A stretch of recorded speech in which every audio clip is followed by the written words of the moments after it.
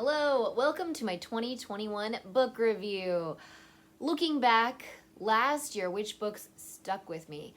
I'm going to start with Matt Haig's Midnight Library, which asks the question, what would happen if you could redo your life, if you opened another book of your life and chose another path? I'm starting with this book because it really stuck with me, and it shows why books are so important. A lot of the books I'm going to talk about, they offer another perspective, another life not lived. We can only live one. It's like the soap opera, one life to live. What would happen if you owned a bar in Ireland? What would happen if you all these chances not taken. So Midnight Library by Matt Haig, just lovely. I know it was pretty well reviewed and for good reason. Just really magical and thoughtful. Next one, Tara Westover's Educated. People told me to read this book a long time, or in 2020. I read it 2021. I thought they wanted me to read it because I'm a teacher and I grew up in rural Eastern Washington, and then I realized, oh my gosh, this book is intense. So intense. I have some extended family that's Mormon, so I was like, oh, it's like the Mormon experience. No, it's like, Tara Westover talks about her super rural, totally homeschooled, completely isolated family with this father that's totally unhinged and believes that everyone's out to get him. But this book really rings to a lot of rural white America and the distrust of systems, and how I really believe society is breaking down when we don't educate as a society. She has a quote about the importance of education is that we're building on different people's perspectives, that it's not just our own view, right? Her dad and her like crazy brother and her mom that's into like the woo-woo, how herbalism can cure everything, and essential oils, like, yeah, these things are great, but like, if you get a major head injury and car accident, maybe you should go to a doctor. Like, yeah, just really neat. A lot of the quotes I found were from much later in the book, where she goes to BYU and then Harvard. It is really interesting, and then Cambridge. It's interesting that these like big ticket names are where education, it's like the culmination of education, but education just on a base level is realizing there are different perspectives than our own, and that we can hold multiple perspectives at the same time. Tara Westover, Educated, of course, highly recommended, and it really made me reflect on my own childhood and how, as I learn and am learning more things, it really changes one's perspective, and that can isolate you from your family if you start to explore different things. And they're not also open-minded. So it's pretty just a wonderful book.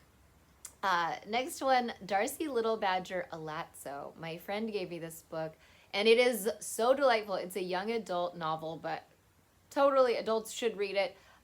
It's from the perspective of this teenager of Apache background, and so it weaves in some really cool indigenous native mythologies.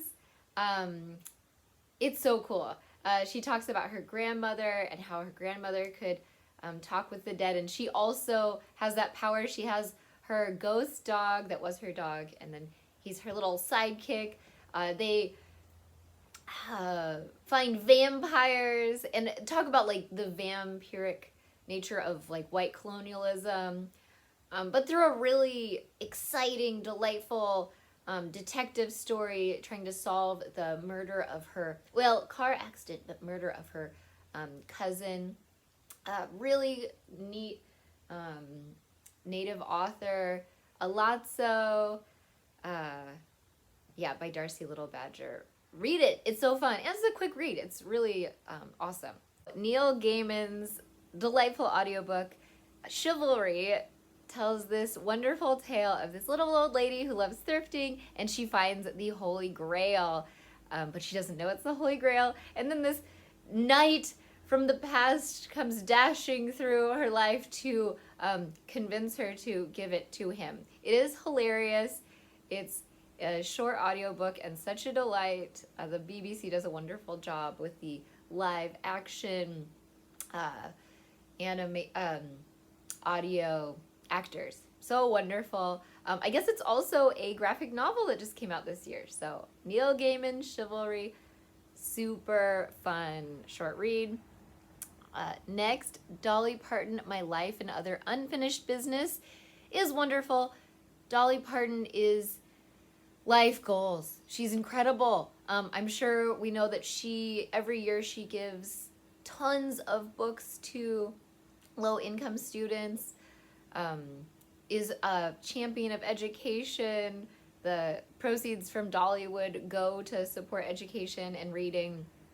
And she's such a fun individual. One of the early supporters of gay rights. During COVID, I was reading this, and then she came out with this amazing song. Oh my gosh, like dance vibes. It's just incredible that like her whole life she has worked with everyone from different walks of life, remains open-minded, managed to succeed in the world of country, which is not always, I think, the easiest. I mean, yeah, she's a white woman, but still, like, woo!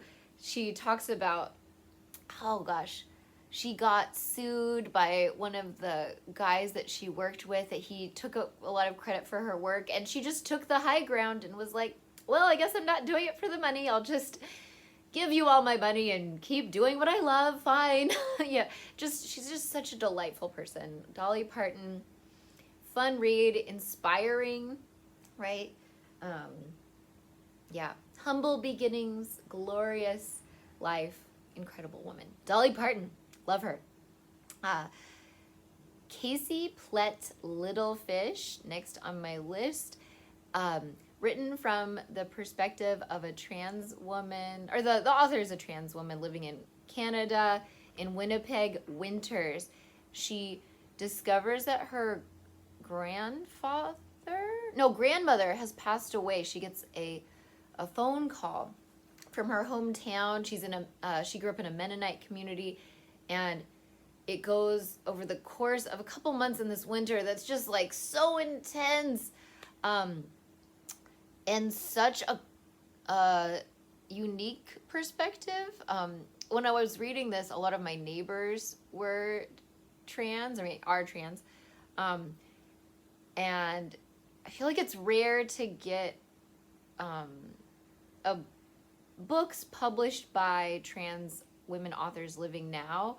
She touches on a lot of the really hard aspects of passing and violence against trans women, and the dangers of sex work, but also like trying to reconnect with family and the history of queerness and queerness in our families, and navigating life in Canadian winters. And oh God, it's just so good. Little Fish, highly recommended.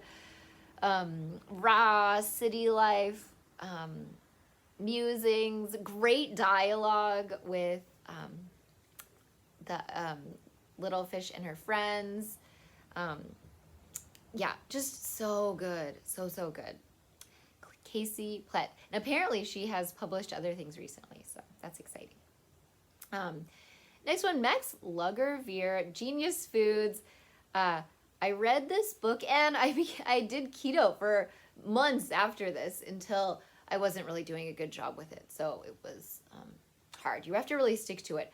But Genius Foods made me rethink the way that we consume sugar in our society. Like, I always heard, oh, sugar's so bad. But I felt like it was more of a fad or a like diet woo-woo. But seeing how the spikes in high amounts of sugar can lead to not just diabetes, but then Alzheimer's, and that how Alzheimer's is actually considered like type 3 diabetes. Having people in my life that have been dealing with diabetes and Alzheimer's, like, it sucks, and it's so little is known, but then the science backing that Alzheimer's is really connected to high intakes of sugar over long amounts of time. It seems to be a connection there. Eating clean, it's like super clean, like Genius Foods supports, is awesome, but it's also very hard. I mean, as a teacher that's always getting like cupcakes delivered to my door by kids that are like, it's my birthday cupcake. I don't know how realistic it is to just eat like keto or any of those diets that are just like veggie, meat, plant-based. Also, I'm trying to eat less meat because I've been having all these like animal nightmares and like dying bird nightmares. I mean, environmentally, we really should not be eating as much meat as we do, just realistically. So it's hard navigating like, we should be eating lots of protein and also animal rights. So it's hard. An environmental like realization, like the what is it, the brain fuel or whatever, a lot of the keto oils, they're from palm oil, which is like cutting down all the palm forests, or all the forests that orangutans live in. So it's like, anyway, some balance is good. But okay, next one, Ni Va's The Chosen and the Beautiful. I also read her The Empress of Salt and Fortune, which was gorgeous. So The Chosen and the Beautiful is such an amazing world building experience where the main character is this Vietnamese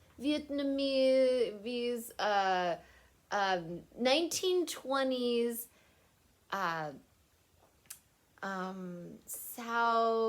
southern, like, not ball, kind of like the balls, the Great Gatsby. So Neva, she places the reality in the Great Gatsby universe, but then adds like ethereal drugs that make you float around and demon blood and and Gatsby has sold his soul to the devil.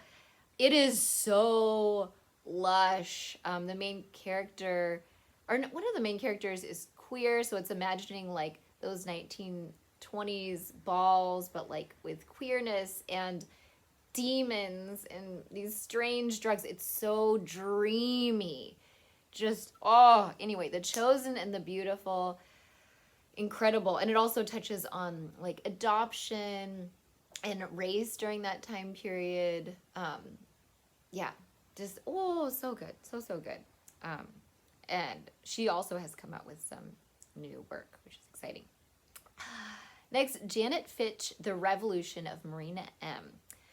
Set in Petrograd in 1917. This book, it was really hard to get through. My friend sent it to me and I was like, I should read this. And then I was reading reviews, and it wasn't just me that it was hard to get through. It is longer than War and Peace, longer than, it is like 1,000 pages of the Russian Revolution. So I have a much better understanding of the Bolshevik Revolution, Russia during World War I, from the perspective of a teenager that starts as bourgeois and then joins the Bolsheviks. And so much like Russian poetry, Dostoevsky, the true love of like Russian literature, poetry circles during that time. but also how harsh and difficult it was to survive with like the bread lines and like Stalin, Lenin, and her navigating poverty and massacres. Just, woo, it is a triumph of a book. And then she came out with another one. It took Janet Fitch 11 years to write. She went to Russia multiple times. She studied in Russia. And I think it did give me a better idea of Russia. I have a lot of students whose parents were born in Russia and they speak Russian at home. And a lot of them are very difficult children, I would say, like classroom management wise. But when you read this book, you're like, my God, their parents and grandparents and great grandparents had to survive so much, like so much. It's incredible. The resilience and the poetry and the art and the history, just wow. You have to be pretty tough. Really incredible. And it also really made me want to go to Petrograd and see the buildings and the art and the history. Really incredible.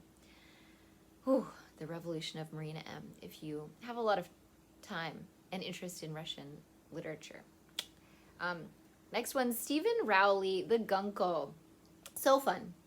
So set in Palm Springs, the gay uncle that's very fun but older. Of course, not of course, but he never had children. He was, and it's really delightful. But then it has this like undercurrent of reality. His sister-in-law, I think, passes away. And his nephew and niece are motherless, and they go to stay with him.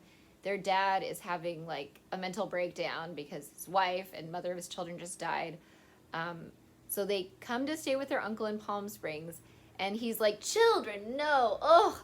And, is like, no, I want to drink cocktails by the pool and have fun with my friends. But then you realize he's also been grieving that his partner of many, many years passed away, and that he has taken himself away from life in LA, and he isn't pursuing his acting career, and he has stepped away from life. And then when his niece and nephew come into his life, and he has to entertain them, but also talk to them and teach them how to deal with grief, he also works through his own grief. And it's really a great book because it's fun, but it's also cathartic and real. Michelle Zahner, Crying in H Mart. I know a lot of people have read this book. If you like Japanese breakfast, the indie band. I lived in Korea for 3 years, and I have also cried in H Mart because I miss Korean food so much in Korea. But for entirely different reasons. Michelle Zahner's book is a feat. It is gorgeous. Just talking about the relationship with her mother.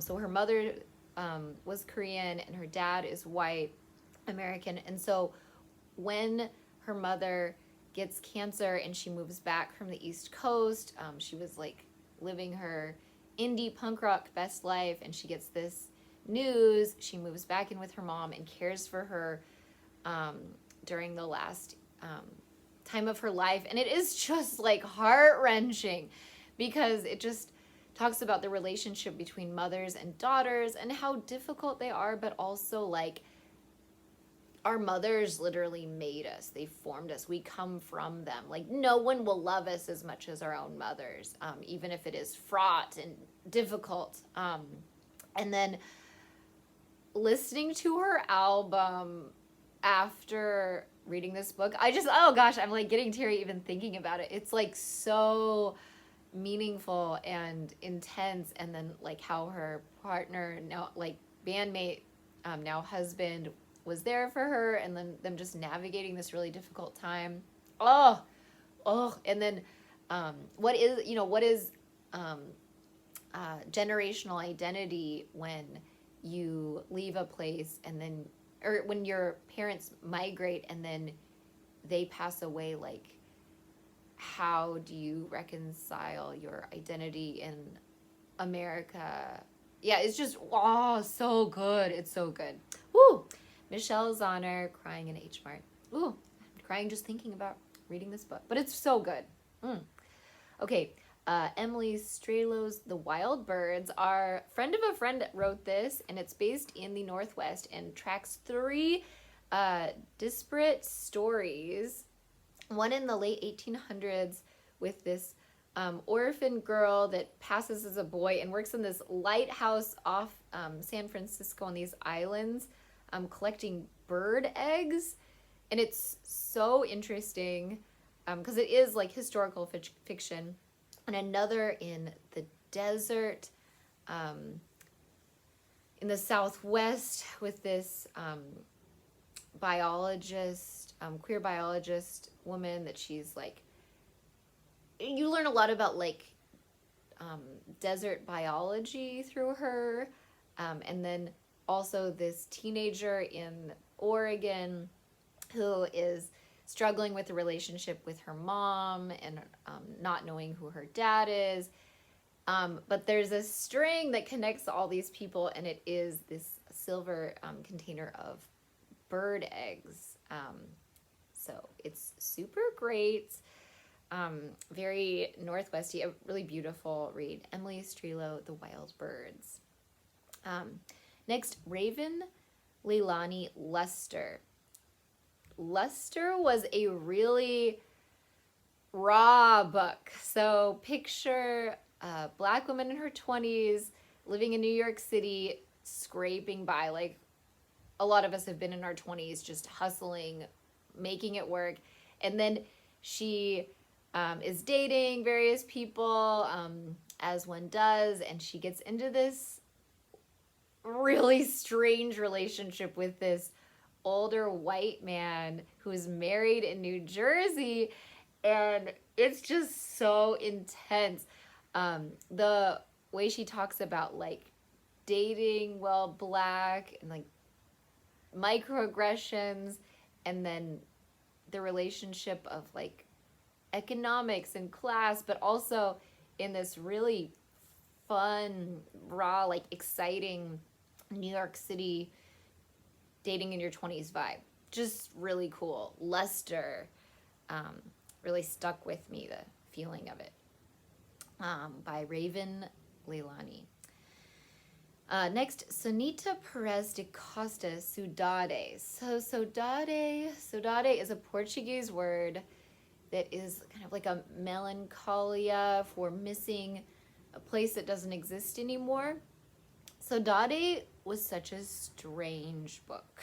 I'll just say that it is written from the perspective of a teenager living in this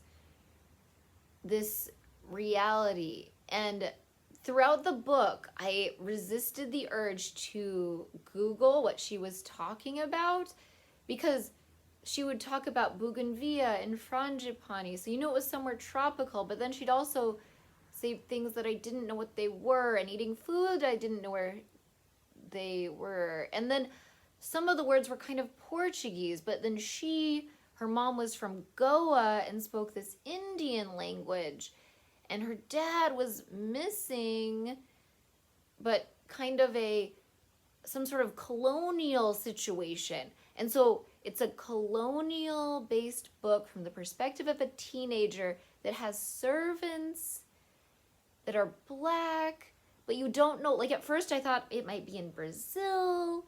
They talk about a place called Lodande. I was like, where is this? After I read the whole book, and I was like, where is this? When is this? What is this strange reality? Because it's her perspective. So she's worried about the relationship with her mom and her dad and her cousins and her rich white friends that can move more freely. You figure out it's 1960 Angola, right before the Angolan Revolution. They're speaking Portuguese, but there were a population of Goan Indian people that had moved to Angola as part of colonialism, but also part of, I think it was like mining. Super fascinating. A world that I was like, how do I not know where this is? Like, how can I not put together the pieces? I mean, and I think it is our, as a white American, how little I know about African history and the colonialism of Africa, and how fraught it was, and how recent 1960s was when Angola got their independence. And apparently at this time, Goa was also its own place and wasn't part of India either. And so Saudade is kind of the idea that how immigration and colonialism leaves people like wanting, right? Because the idea is that this teenager, she can't go back to Goa, she can't go back to Portugal because she's not Portuguese. Angola is